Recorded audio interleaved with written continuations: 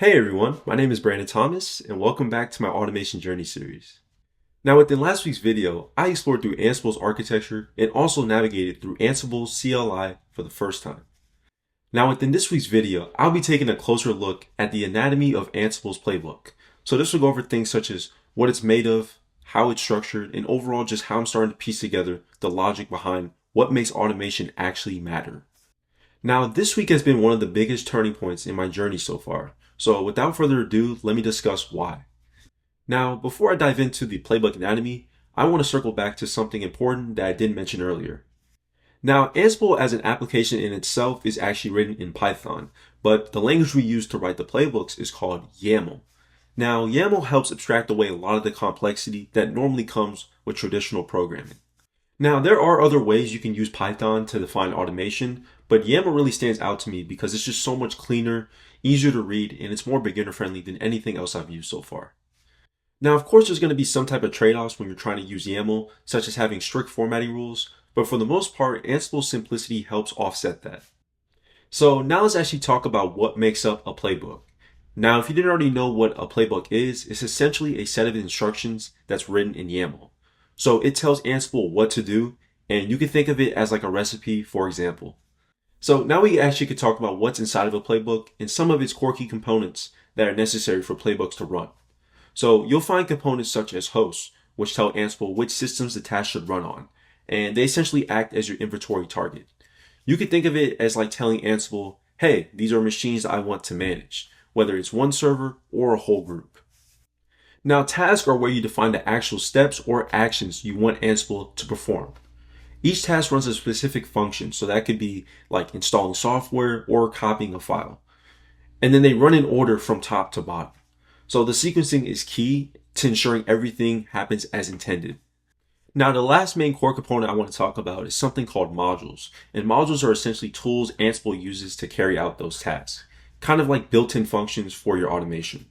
Now, there are modules for everything from user management to service restarts, and you don't have to build this from scratch as there are already modules provided by Ansible itself, and they're ready for you whenever you want to do any type of work. Now, you also might come across something called variables, which essentially allow you to customize and reuse your automation logic across different systems or environments. So they help you keep your playbooks flexible and adaptable without rewriting the same task over and over again. Now, the last one I want to talk about is something called handlers. And essentially what these are special tasks that only run when notified. So these can be useful for things like restarting a service after a change is made. For example, let's say you have a configuration file that makes a change. You can have a handler that actually restarts that related service, but only if that change actually happened.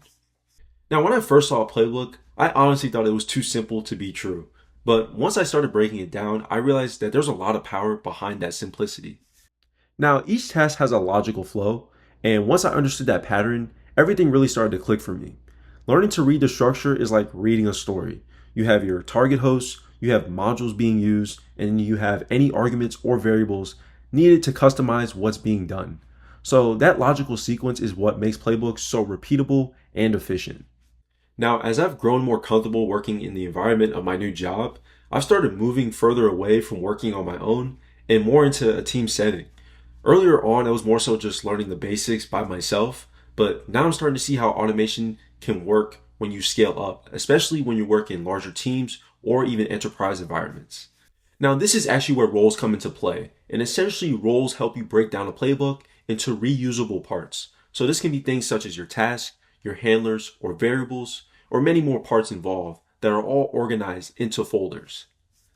Think of roles as like the building blocks of your playbook structure, especially when you start to work on larger projects. Now, the thing that actually ties together roles and modules is how roles actually depend on modules to carry out that work. So inside of a roles task file, you're still using modules, but it's structured in a way to where it's organized to be reused and shared more easily. So that's why understanding modules helps you write better roles, and writing good roles makes your automation much more scalable. This connection will even be more important next week as I'll discuss more into how Ansible's content collections bundle roles, modules, and plugins into shareable packages. Now, of course, none of this matters if you don't know how to actually run the playbook itself. So this is where Ansible-Playbook comes into the equation. This is the command line tool you use to execute your YAML file. For example, let's say you run the command ansible-playbook with your YAML file included in it. You're essentially will be telling Ansible to execute the instructions inside of that YAML file. So that playbook might consist of things such as installing packages, configuring your services, or just even updating files on your remote systems. So even though it's just one command, Ansible-playbook is essential to turning your ideas into real-world automation. So one last thing that I've started to explore upon is something called Ansible Navigator. And essentially just gives you more of an interactive way to work with your playbooks, your inventories, and your collections.